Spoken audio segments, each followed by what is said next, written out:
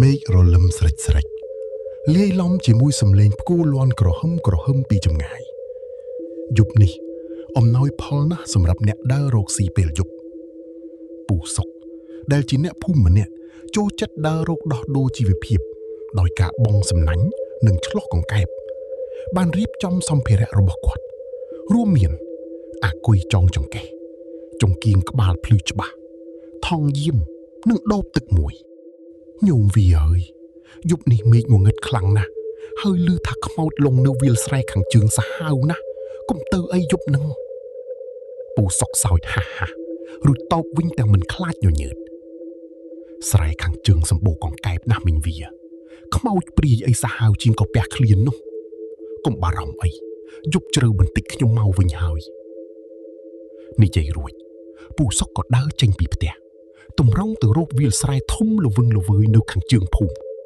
ដែលល្បីថាមានទួលខ្មោចមួយនៅកណ្ដាលនោះពន្លឺភ្លើងចង្គៀងក្បាលរបស់ពូសុក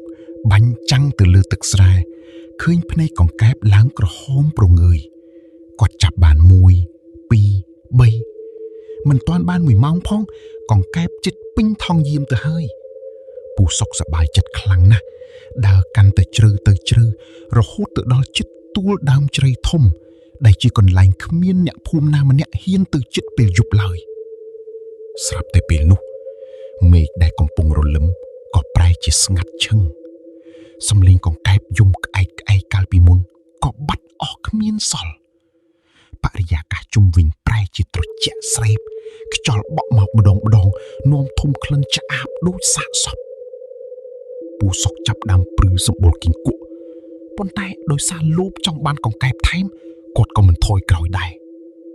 រំពេចនោះពន្លឺចង្គៀងរបស់គាត់បានបាញ់ចំភ្នែកសត្វមួយគូធំបញ្ចាំងពន្លឺក្រហមឆ្អៅដូចគ្រោះប្រទាលនៅក្បែរគល់ជ្រៃអូហូកង្កែបនេះធំម្ល៉េះប្រហែលពុនក្បាលជង្គង់ពូសុកគិតក្នុងចិត្តទាំងអពូសុកខំដើរលប់ទៅចិត្តប៉ុន្តែពេលទៅដល់ស្រាប់តែឃើញបុរសម្នាក់ពាក់អាវធំដើរឆ្លោះកង្កែបដូចគាត់ដែរកំពុងអង្គុយច្រហោងបែរខ្នងដាក់គាត់ពូសុកធូរចិត្តបន្តិចព្រោះគិតថាមានគ្នាដើរយប់ដូចគ្នាណែអាភឿនមកឆ្លោះកង្កែបដែរបានច្រើនទេបុរសនោះមិនឆ្លើយទេតែងក់ក្បាលរួចចង្អុលទៅខាងមុខដូចជាប្រាប់ពូសុកថាមានកង្កែបធំនៅខាងនោះពូសុកក៏ដើរតាមបុរសនោះចម្លែកត្រង់ថាបុរសនោះដើរលឿនណាស់ហើយដើរមិនលឺសំឡេងជើងជន់ទឹកទាល់តែសោះដើរទៅពូសុកក្រឡេកមើលទៅដីស្រាប់តែឃើញបុរសនោះដើរគ្មានស្រមោលទេហើយជើងរបស់គេមិនជន់ដីឡើយគឺអន្តែតពីលើទឹកបន្តិចចិត្តពូសុកចាប់ដើមភ័យខ្លាំងសក់ក្បាលងើបច្របកគាត់ចង់បកក្រោយប៉ុន្តែបុរសអាចកំបាំងនោះស្រាប់តែឈប់ងក់រួចងាកក្បាលមកយឺតពេលដែលបុរសនោះងាកមកចំពូសុកសឹងតែលោតចេញពីទ្រូងមុខរបស់វាគ្មានសាច់ឈាមទេសល់តែលលាក្បាលភ្នែកលៀនចេញមកក្រៅមកខាងជ្រមុះធ្លុះធ្លាយនិងមានដង្កូវហូរចេញមកញ៉ៃវាហាមាត់សើចលិចធ្មេញវែងខ្មៅរួចនិយាយសំឡេងក្រឡូ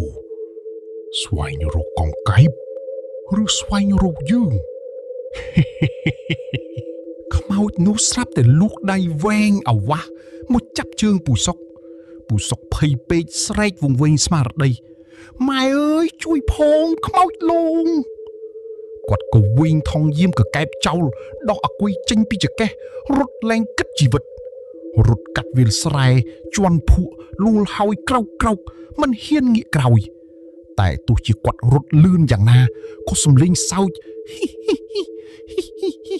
នៅតែលឺនៅក្បែរត្រចៀកគាត់ជានិច្ចដូចជាវាកំពុងអណ្ដែតតាមពីក្រោយអញ្ចឹងពូសុករត់រហូតមកដល់របងវត្តគាត់ដួលសន្លប់បាត់ស្មារតីនៅទីនោះទៅព្រឹកឡើងអ្នកភូមិដើរទៅវត្តក៏ប្រទះឃើញពូសុកសន្លប់ស្តុកស្តឹងមាត់ខំស្មៅខ្លួនប្រឡាក់ភក់ពេញខ្លួនគេបានជួយសង្គ្រោះនិងសួរនាំរឿងរ៉ាវចាប់តាំងពីយប់នោះមកពូសុកគ្រុនក្តៅញាក់អស់រយៈពេល1សប្តាហ៍ពេញពេលជាសះស្បើយគាត់បានកោសក់បួសមុខភ្លើងមួយរយៈ ដើម្បីឧទ្ទិសកុសលឲ្យខ្មោចនៅទួលដើមជ្រៃនោះហើយគាត់ក៏លែងហ៊ានដើរឆ្លោះកង្កែបពេលយប់ម្នាក់ឯងចោលប្រពន្ធតទៅទៀតឡើយ